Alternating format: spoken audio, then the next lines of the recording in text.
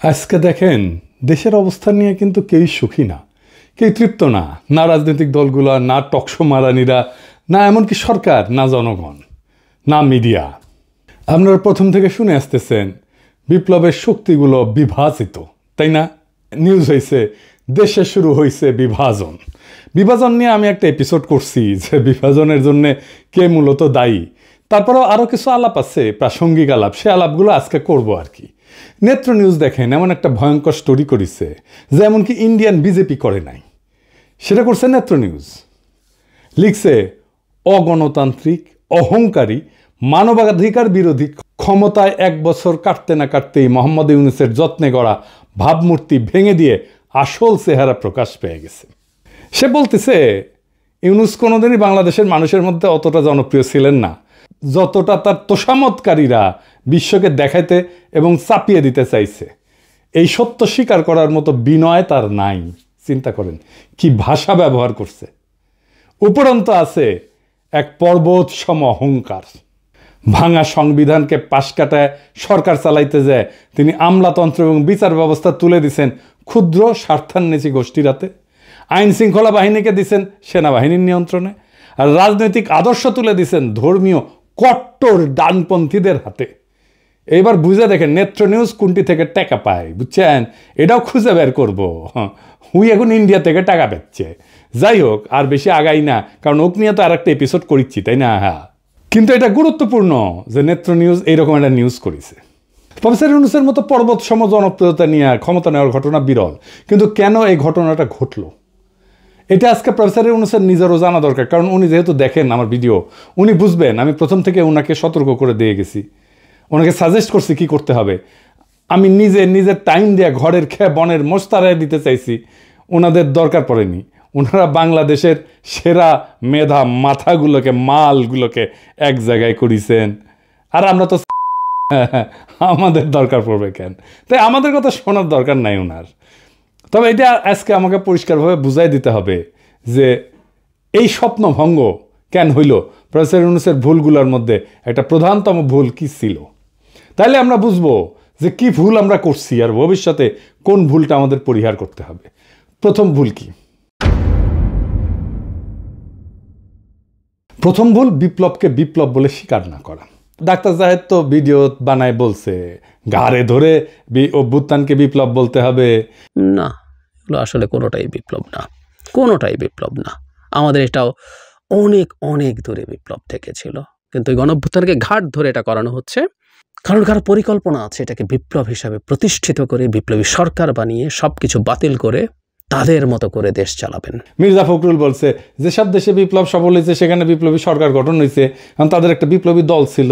Russia, চীন, Cambodia, Cuba সবখানে এই চিত্র পাবেন। এমনকি ইরানেও ইসলাম বিপ্লব হয়েছে, সেখানেও একটা দল ছিল। কাজেই আমার কথা হচ্ছে যারা বিপ্লবের কথা বলতেছেন তাদের উচিত সরকারে না থেকে একটা বিপ্লবী দল গঠন করা। এনে বিপ্লবী দল কোথায়? বিপ্লবী দলই তো নাই। মির্জা ফখরুলের মাথায় কমিউনিস্ট ট্রেনিং আছে তো 19 শতকের, আজকের না। মানে বিপ্লব করার জন্য একটা বিপ্লবী তত্ত্ব লাগবে, একটা কার্ল মার্কস লাগবে, তার আবার দাড়ি থাকা লাগবে। দাদা সিরাজুল সেজন্য দাড়ি রেখেছিল। লেনিন লাগবি, তার আবার টাক মাথা লাগবি, একটা বলশেভিক পার্টি লাগবি। আমি আগেও বলছি, আবারও বলি, কেন 2024-এর রাজনৈতিক পরিবর্তন অভ্যুত্থান না বিপ্লব? এইটা সাহেব ডান পেশার বাম পাশে লিখবেন বিপ্লব আর অভ্যুত্থান। 1 নাম্বার, রাজনৈতিক বিজ্ঞানে বিপ্লব বলতে বোঝায় যে বৃহৎ জনগোষ্ঠীর অংশগ্রহণ। 2 নাম্বার, রাষ্ট্রের রাজনৈতিক সামাজিক কাঠামোর মৌলিক পরিবর্তনের চেষ্টা, পরিবর্তন না, কিন্তু আমি বলছি চেষ্টা। 3 নাম্বার, দীর্ঘ সময় ধরে চাপ সঞ্চয় এবং বিস্ফোরণ। 4 নাম্বার, পরিবর্তনের জন্য আভ্যন্তরীণ বৈধতা বা পপুলার লেজিটিমেসি। এবার অভ্যুত্থান কি, এইটা সে আর এক পাশে লেখেন। পাশাপাশি এবার আমরা বুঝে দেখব। অল্প সংখ্যক এলিট, সাধারণত সেনা বা ক্ষমতাধর প্রশাসনিক গোষ্ঠী, এরাই অভ্যুত্থান করে, হঠাৎ করে ক্ষমতা দখল করে জনগণের বৃহৎ অংশের সক্রিয় অংশগ্রহণ ছাড়াই। এরা সাধারণত রাষ্ট্রের কাঠামো অপরিবর্তিত রেখা শুধু নেতৃত্ব বদলায়। তার মানে এরা সামরিক অভ্যুত্থান। মানে ডাক্তার জাহেদ চেয়েছিল কোনো কিছু বদলাবে না, আগের মতোই থাকবে, শুধু সরকারটা চেঞ্জ হবে, কে শাসন করবে এটা চেঞ্জ হবে। তাহলে আপনারাই বলেন 2024 কি বিপ্লব ছিল না অভ্যুত্থান ছিল? এটা বিপ্লব ছিল, কোনোভাবেই এটা অভ্যুত্থান না। তাহলে প্রশ্ন হলো এত বড় বড় বিদ্বান প্রাজ্ঞ লোকদের এই বিপ্লবকে চিনতে পারলো না কেন, স্বীকার কেন করলো না? কারণ ওদের বুদ্ধি বেশি, আক্কেল কম। আসেন আমরা একটু বুঝে দেখি যে বিপ্লব এখন কেমন করে হয় এই 19 শতকের চিন্তা ছাড়াও। 19 শতকের মতো বিপ্লবী তত্ত্ব, বিপ্লবী দল বা বিপ্লবী নেতা দিয়া, একটা কেন্দ্র দিয়া আজকাল বিপ্লব হয় না। আজ হয় বিপ্লব কেন্দ্রহীন, কেন্দ্র ছাড়া, সেন্টার থাকে না। বহু নোট বিপ্লব, নোট এডিটর সাহেব নোটগুলো দেখান একটু, অনেকগুলা নোট। আমরা 2024-এর নোটগুলো দেখি, ধরেন একটা গোল গোল করে দেখাবেন, বিএনপি নোট, জামাত নোট, বৈষম্য বিরোধী ছাত্র আন্দোলন নোট, ছাত্র শিবির নোট, ছাত্র দল নোট, অন্যান্য রাজনৈতিক দল নোট, প্রবাসী diaspora note, YouTuber note, social media note, remittance যোদ্ধা নোট, রিক্সাওয়ালা নোট, কিশোর গ্যাং নোট, বিশ্ববিদ্যালয় ছাত্র নোট, দোকানদার নোট, ক্ষুদ্র ব্যবসায়ী নোট, শহুরে দরিদ্র লোক নোট, শ্রমিক নোট। এখন এই নোটগুলো কি দিয়ে যুক্ত ছিল সোশ্যাল মিডিয়া দিয়ে, ইন্টারনেট দিয়ে। এডিটর সাহেব একটা নোটের সাথে আর একটা নোটের ইন্টারনেটের যোগ করে দেন, তাহলে সবাই বুঝবে। এবং সবগুলো যখন একসাথে হয় তখন এটা একটা বিশাল শক্তি হয়। কিন্তু একটা আলাদা নোট শক্তিহীন। এখানে কোনো কেন্দ্রীয় নেতৃত্ব নাই, কোনো একক সদর দপ্তর নাই, কমান্ড স্ট্রাকচার নাই। আন্দোলনের শক্তি আসে বহু ছড়ায় থাকা এইরকম নোট বা কেন্দ্র থেকে। নোটগুলোর মধ্যে সীমিত বা শূন্য সমন্বয় থাকে, তবুও তারা একই লক্ষ্যে একই দিকে ধাবিত হয়। এই ধরনের বিপ্লবকে বিভিন্ন একাডেমিক ধারা বা ক্ষেত্র থেকে বিভিন্ন নামে বর্ণনা করা হয়। কি কি আসেন আমরা সেটা বুঝে দেখি। এটাকে যেমন বলা হয় ডিসেন্ট্রালাইজ রেভলিউশন বা লিডারলেস রেভলিউশন, মানে কোনো কেন্দ্রীয় কমান্ড বা স্ট্রাকচার নাই, প্রত্যেকটা গ্রুপ বা নোড নিজের মতো করে কাজ করে। 2 নাম্বার এটাকে বলা হয় নেটওয়ার্ক রেভলিউশন, মানে তথ্য প্রযুক্তি বা সামাজিক মাধ্যম যুগে ব্যবহৃত শব্দ। এইটা Manuel castle owner network of outrage and hope এই বইয়ে উনি আরব বসন্তের মতো আন্দোলনকে এইভাবে বর্ণনা করছিলেন। এটাকে সোয়ার্ম মুভমেন্টও বলা হয় বা সোয়ার্ম ইন্টেলিজেন্স পলিটিক্সও বলা হয়। মানে ধরেন পিঁপড়া বা মৌমাছি যেরকম ঝাঁকবদ্ধ প্রাণী থাকে না, এদের আচরণ থেকে নেওয়া ধারণা অনেক ছোট ছোট ইউনিট একসাথে একটা বড় পরিবর্তন ঘটায় দেয়, কেন্দ্রীয় কোনো মস্তিষ্ক ছাড়াই। এটাকে আরও বলা হয় সেলফ অর্গানাইজিং রেভলিউশন। এটাকে সিস্টেম থিওরি বা কমপ্লেক্সিটি স্টাডিজে এই ধারণা ব্যবহার করা হয়। সমন্বয় ছাড়াই অনেকগুলো সত্তা নিজে থেকে একই দিকে মুভ করে। এটার আরেকটা টার্মিনোলজি আছে, পলিসেন্ট্রিক আপরাইজিং, মানে রাজনৈতিক বিজ্ঞান এবং অর্থনৈতিক প্রশাসন তত্ত্বে ব্যবহৃত একাধিক কেন্দ্র যাদের মধ্যে সমন্বয় দুর্বল বা নাই, কিন্তু প্রত্যেকে একই ধরনের পরিবর্তনের দিকে আগাচ্ছে। ইতিহাসে কি এর উদাহরণ আছে? আসেন দেখি। 1848 সালে ইউরোপে বিপ্লব হয়েছিল অনেকগুলো দেশে একসাথে, আলাদা আলাদা ইস্যুতে। প্রায় সমন্বয় ছাড়াই বিদ্রোহ শুরু হয়। ফ্রান্সে হয়, জার্মানিতে হয়, অস্ট্রিয়াতে হয়, ইটালিতে হয়। এইগুলোর আর বিস্তারিতে গেলাম না, কারণ এই বিস্তারিতে যাওয়ার আমাদের দরকারও নাই। কিন্তু এইরকম বিপ্লব হয়েছিল আর কি, সেটা জানা থাকা ভালো। আরব বসন্ত এরকম একটা মুভমেন্ট ছিল। তিউনিসিয়া থেকে শুরু হইয়া মিশর, ইয়েমেন, লিবিয়া, সিরিয়া প্রত্যেকটা দেশে স্বতন্ত্রভাবে আন্দোলন ছড়াই গেছে। পোল্যান্ডের সলিডারিটি মুভমেন্টের প্রথম ধাপ, যেটা 1980 সালে হয়েছিল, যে গদালফ শিপইয়ার্ডের ধর্মঘট হয়েছিল না, ওইখান থেকে শুরু হইয়া দেশের বিভিন্ন শহরে স্বাধীনভাবে ছড়াই পড়ছিল। ইরানে একটা কনস্টিটিউশনাল রেভলিউশন হয়েছিল 1905 সালে। 1905 থেকে 11 সাল পর্যন্ত 6 বছর ব্যাপী। ভৌগোলিকভাবে বিচ্ছিন্ন শহরগুলোতে বিদ্রোহ হয়েছিল, কিন্তু কেন্দ্রীয় নেতৃত্ব ছিল না। এই ফর্মের, এই যেটা বললাম, এই ফর্মের পজিটিভ দিক কি? এটা কিন্তু পজিটিভ দিক আছে। কি কি? 1 নম্বরে এটা দমন করা যায় না। এক জায়গায় দমন করলে অন্য জায়গায় আন্দোলন চলতে থাকে। 24-এ তাই হয়েছে আমাদের বাংলাদেশে। ঢাকা বিশ্ববিদ্যালয় দমন করছে, প্রাইভেট বিশ্ববিদ্যালয়ে আন্দোলন শুরু হয়েছে। 2 নম্বর, এটা বৃহৎ অংশগ্রহণ হয়। বিভিন্ন গোষ্ঠী তাদের নিজস্ব কারণে জড়ায়, ফলে ভিন্ন মত থাকলেও সম্মিলিত চাপ তৈরি হয়। 3 নম্বর, কেন্দ্রীয় নেতৃত্বকে কিনে ফেলা যায়। আমরা দেখতেছি না, এটা কিনে ফেলা যায়। টাকার কাছে বিক্রি হয়ে যায়, ভয়ের কাছে নত হয়। কোনো একক নেতা নাই যে শত্রুর কাছে আত্মসমর্পণ করবে, সেই জন্য এখানে আত্মসমর্পণ করে না। নাহিদেরা তো ডিবি অফিসে হারুনের ওইখানে গিয়ে চাপে পড়ে আন্দোলন প্রত্যাহার করছিল, তাই না? আন্দোলন থামে নাই। এবং এইটা কি, এটা সৃজনশীল হয় এবং এটার অভিযোজন ক্ষমতা থাকে। বিভিন্ন নোট বিভিন্ন কৌশল ব্যবহার করে। মানে আমরা অনলাইনে ইউটিউবে একরকম কৌশল ব্যবহার করছি, বিদেশে একরকম কৌশল ব্যবহার করছি, আমরা রেমিটেন্স যোদ্ধারা তারা রেমিটেন্স শাটডাউন করে দিছে, দেশে যারা কাজ করছে তারা আর এক রকমভাবে কাজ করছে। এটার কিছু নেগেটিভ দিক আছে আবার। কি দীর্ঘমেয়াদে ক্ষমতা দখল এবং রূপান্তরের সমস্যা। বিপ্লবের পরে কে নেতৃত্ব দেবে, কিভাবে রাষ্ট্র পরিচালিত হবে, এতে বিভ্রান্তি এবং ক্ষমতার লড়াই শুরু হয়। তাই হয়েছে না? হ্যাঁ, মানে এটা নিয়ে ধরেন এই সরকার কেন ভুল করতেছে এটা বলতে নিয়ে প্রথম দিকে বলতাম, হ্যাঁ, তো তখন আইসা বলতো যে আপনি উপদেষ্টা হইতে পারেন নাই, সেই জন্য এটা বলতেছেন, বলাই বন্ধ করে দিছিলাম সেই জন্যে। তো যাই হোক, এখন তো আর ওই চান্স নাই, এখন আর বলা শুরু করি আবার যে ভুলগুলো কি ছিল। এখন বলতে পারেন যে এখন বলতেছেন, তখন বলেন না কেন, এখন বলতেছেন, এখন বলে লাভ কি, তখন বললে তো কিছু উপকার করাতে। শোনেন ভাই, কিছু লোক আছে যারা এসে বারবার করে এই কথাটা বলতো যে আপনি উপদেষ্টা হইতে পারেন নাই, সেজন্য এটা বলিচ্ছেন, বলতো না? আপনারা নিজেরাই বলেন। তো তার চেয়ে কি দরকার এই গ্যাঞ্জামের মধ্যে ঢুকে লাভ আছে? আচ্ছা, আর কি সহজে এটা বিভক্ত হয়ে যায়, সমন্বয় না থাকলে আদর্শিক সংঘাত হয় এবং প্রতিযোগিতা বাড়ে। দেখতেছেন না, বিএনপি শিবির, ছাত্রদল ছাত্র শিবিরের আদর্শিক সংঘাত হচ্ছে না?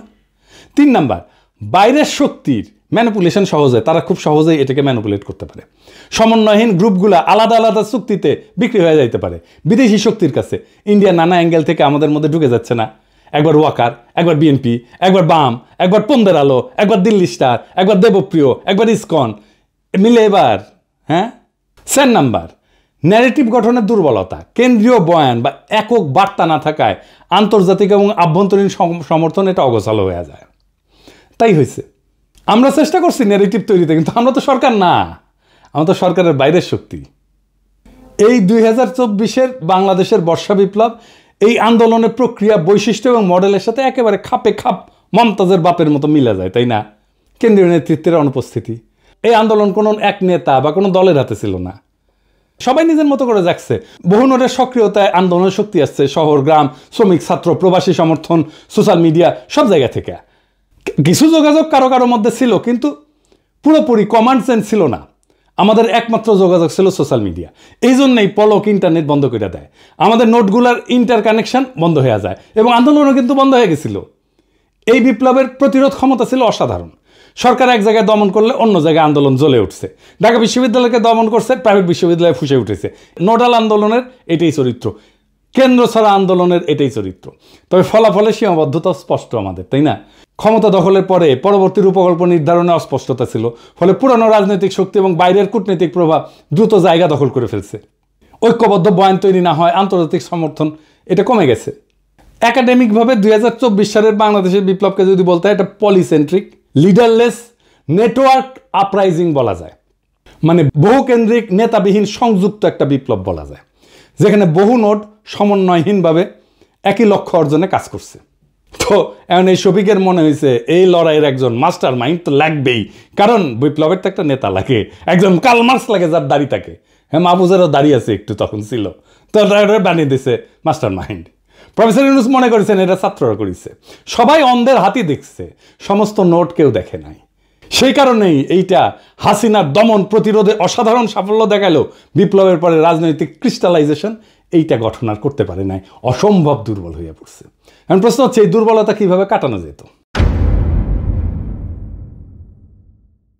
জি না, আমি বিপ্লবী সরকারের কথা বলবো না, এটা বলাটা এখন টাইম নষ্ট। এই লড়াইয়ের যে নোটগুলো ছিল, সেই নোটগুলোর মধ্যে আবার সংযোগ তৈরি করতে হতো, তাহলেই এটা একটা নিউরাল নেটওয়ার্কের মতো কাজ করতো। আপনারা জানেন তো যে আমাদের মাথার মধ্যে বিভিন্ন ব্রেনের সেল আছে এবং এই সেলগুলো একটার সাথে একটা কানেক্ট করতে পারে, এবং সেই কারণে আমার মস্তিষ্কে প্রত্যেকটা সেল সম্পূর্ণ, কিন্তু একজন আরেকজনের সাথে কানেক্ট করে, কথা বলে। সেজন্যই আমরা আমাদের এই বুদ্ধিমত্তা দাঁড়ায়। সো ওই যে নোটগুলো, এইগুলোর কানেকশানগুলো যদি আমরা স্ট্যাবলিশ করে ফেলতে পারতাম, তাহলে এটা আবার নিউরাল নেটওয়ার্কের মতো কাজ করতো। তাহলে বুঝছেন তো, এই নোটগুলো আইডেন্টিফাই করছে প্রফেসর ইউনূস, করেন নাই। উনি জানেনই না কতগুলো নোট কাজ করছিল, কিভাবে করছিল। এই নোটগুলোকে নিয়ে একটা কনফারেন্স করা যেত না? ইন্টারন্যাশনাল কনফারেন্স করা যেত না? ভার্চুয়ালি সবাই যুক্ত হইতো, এমন না সবাইকে ডেকে নিয়ে যেতে হবে, তাই না? ভার্চুয়ালি সবাই যুক্ত হইতো। বিপ্লব বিজয়ের পরে অন্তর্বর্তীকালীন সরকারের কাঠামোর রূপরেখা তৈরি করতে মন্ত্রিসভা, আইন প্রণয়ন, বিচার, নিরাপত্তা, সব সেক্টরের দায়িত্ব কার কাছে যাবে, এটা করার জন্য আমরা 3 দিন তো টাইম পেয়েছি, করতে পারছি ঠিক মতো? পারি নাই। কেন পারি নাই, কার জন্যে পারি নাই, সেটা আর কইলাম না, সবাই উপদেষ্টা হইতে গেছে। এবং আমাদের একটা ট্রানজিশনাল চার্টার করতে হইতো, বিপ্লবের মধ্যেই সব নোডের প্রতিনিধিদের নিয়ে একটা সংক্ষিপ্ত ঘোষণাপত্র তৈরি করতে হতো, যেখানে সময়সীমা, নির্বাচন আয়োজন, আইনি নীতির স্পষ্টতা থাকবে। যেটা হইল 1 বছর পরে। গন্ডারের চামড়াও এত মোটা না, কিন্তু এটা করলো কে? রাজনৈতিক দলগুলো। নোটগুলো নাই কিন্তু। দেখছেন এটা দুর্বলতাটা দেখেন। মানে রাজনৈতিক দলগুলো মনে করতেছে, প্রফেসর ইউনূস মনে করতেছে ওরাই দেশের মালিক, ওরা যা করবে তাই। বিপ্লব ওরা একাই করেছে, ওদের এতই হেডম। আমরা কেউ না, আমরা সব জুলাই ঘোষণাপত্র হইল, আপনার আমার কোনো পার্টিসিপেশন আছে? নাই। কি আশ্চর্য কথা। আর কি করা যাইতে পারতো? জয়েন্ট কাউন্সিল অফ নোডস, প্রত্যেকটা প্রধান নোডের প্রতিনিধিদের নিয়ে একটা অন্তর্বর্তী সমন্বয় পরিষদ, যা ক্ষমতা গ্রহণের সাথে সাথে কাজ শুরু করতে পারত। ভার্চুয়ালিও করা যেত, তাদেরকে উপদেষ্টা বানাইতে হইতো না, পয়সাও দিতে হইতো না। প্রফেসর ইউনূস জানেই না কতগুলো নোট কাজ করছে। উনি হয়েছেন 1972-এর মুজিব। কেমনে মুক্তিযুদ্ধ হয়েছে যেমন মুজিব জানতো না, তারপরে মুক্তিযুদ্ধোত্তর দেশ চালাইতে গেছে। প্রফেসর ইউনূসও একই জিনিস, কেমনে বিপ্লবটা হয়েছে এটা উনি জানেন না, বুঝেনও না, তা কিন্তু দেশ চালাইতে গেছেন। এরকম মাল্টিপল নোট থাকলে, এটা সমন্বয়হীন নোট থাকলে বিজয়ের পর নিজেদের মধ্যে দ্বন্দ্বে জড়ায় পড়ে, একটা নোটের সাথে আর একটা নোট। সেটা হয়েছে তো। এবং এটার জন্য একটা কনফ্লিক্ট ম্যানেজমেন্টের একটা ফ্রেমওয়ার্ক লাগে। এই নোটগুলো কীভাবে কনফ্লিক্ট ম্যানেজমেন্ট করতে হবে, সরকারের তরফ থেকে এটা বিরোধ মেটানোর জন্য পদ্ধতি ঠিক করা, মধ্যস্থতাকারী ঠিক করা, নেগোসিয়েটর ঠিক করা, কিভাবে সমাধানটা হবে সেটা ঠিক করা। আর কি একটা কমন মিনিমাম প্রোগ্রামের ভিত্তিতে নোটগুলোর ঐক্য। সব নোট যে লক্ষ্যগুলোতে একমত, যেমন ফ্যাসিস্ট সরকারের পতন, মুক্ত নির্বাচন, মানবাধিকার পুনঃপ্রতিষ্ঠা, আওয়ামী লীগের বিচার, সকল দুর্নীতির বিচার, এইগুলো ন্যূনতম অভিন্ন এজেন্ডা হিসেবে ধরে রাখা। প্রফেসর ইউনূসের সরকার কিছু করছে? এগুলো করে নাই। উপদেষ্টাদের নামে দুর্নীতির অভিযোগ উঠতেছে। প্রফেসর ইউনূসের নামে নেতৃত্ব যেমন স্টোরি ছাপে, এটার দায় প্রফেসর ইউনূসের নিজের। ওনার 1 বছরের মধ্যে টাইম হইল না এই নোটগুলোকে আইডেন্টিফাই করে আবার কানেক্ট করার। আর রাজনৈতিক দলগুলো চলে গেল পিকনিক মুডে।